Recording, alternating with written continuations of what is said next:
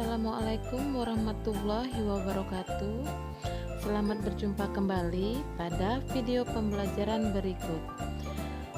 Anak-anak, kali ini kita akan membahas materi tentang saluran-saluran mobilitas sosial dan dampak mobilitas sosial. Adapun tujuan pembelajarannya adalah: pertama, siswa dapat menyebutkan saluran-saluran mobilitas sosial dalam masyarakat. Kedua, siswa dapat menyebutkan dampak mobilitas sosial dalam masyarakat. Tahukah kamu, proses mobilitas sosial dalam masyarakat membutuhkan saluran-saluran mobilitas sosial.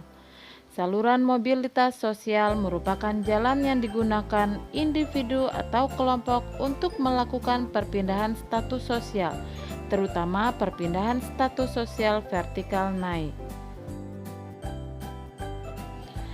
Mobilitas sosial lebih mudah terjadi pada masyarakat terbuka karena lebih memungkinkan untuk berpindah strata.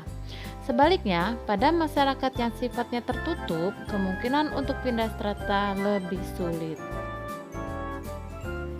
Adapun lembaga-lembaga sosial di masyarakat yang merupakan saluran-saluran mobilitas sosial, yaitu: pertama, lembaga politik; kedua, lembaga militer; ketiga, lembaga keluarga; keempat, lembaga pendidikan; kelima, lembaga ekonomi; dan keenam, lembaga keagamaan. Baiklah, kita bahas yang pertama, yaitu lembaga politik. Banyak contoh individu yang berhasil meraih status sosial baik dari rendah sampai tingkat tinggi di masyarakat melalui lembaga politik. Kerja keras dan dedikasi tinggi negara membawanya meraih status tinggi. Salah satu contohnya yaitu mencalonkan diri menjadi anggota legislatif.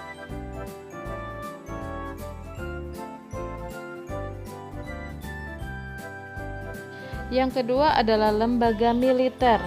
Lembaga militer dan kepolisian memegang pengaruh yang kuat di masyarakat. Pasalnya, banyak masyarakat menghormati tentara dan polisi sebagai pembela kedaulatan dan mengatur ketertiban dalam masyarakat.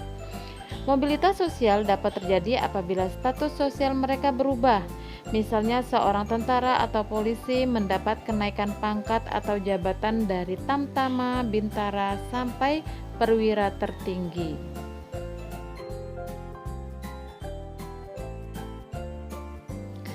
Yang ketiga adalah lembaga keluarga.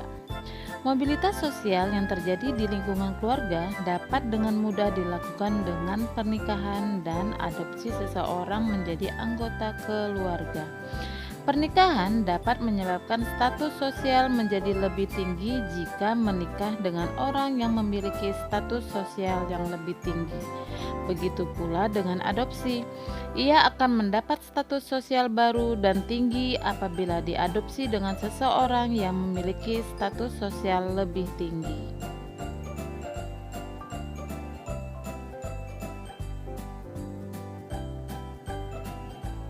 Lembaga yang keempat adalah lembaga pendidikan. Umumnya, lembaga pendidikan adalah saluran yang konkret untuk meningkatkan status sosial dari individu maupun kelompok, di mana pendidikan yang dimaksud dapat ditempuh melalui pendidikan formal maupun informal. Yang pasti, lembaga pendidikan bisa memberikan bekal pengetahuan dan keterampilan pada seseorang berguna untuk bekalnya dalam melakukan mobilitas sosial.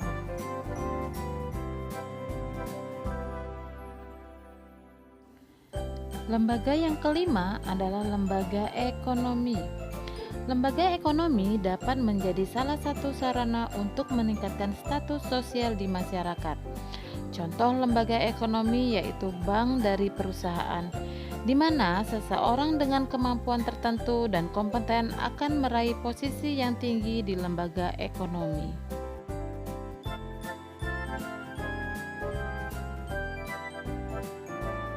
Lembaga yang terakhir adalah lembaga keagamaan. Pemuka agama adalah orang yang menyebarkan agama tertentu dengan pengetahuan yang dimilikinya. Mereka dianggap memiliki pengetahuan lebih mengenai suatu ajaran tertentu daripada orang biasa. Seseorang dapat memiliki kedudukan lebih tinggi di lembaga keagamaan dengan memperdalam pengetahuan yang dimilikinya untuk menyebarkan agamanya.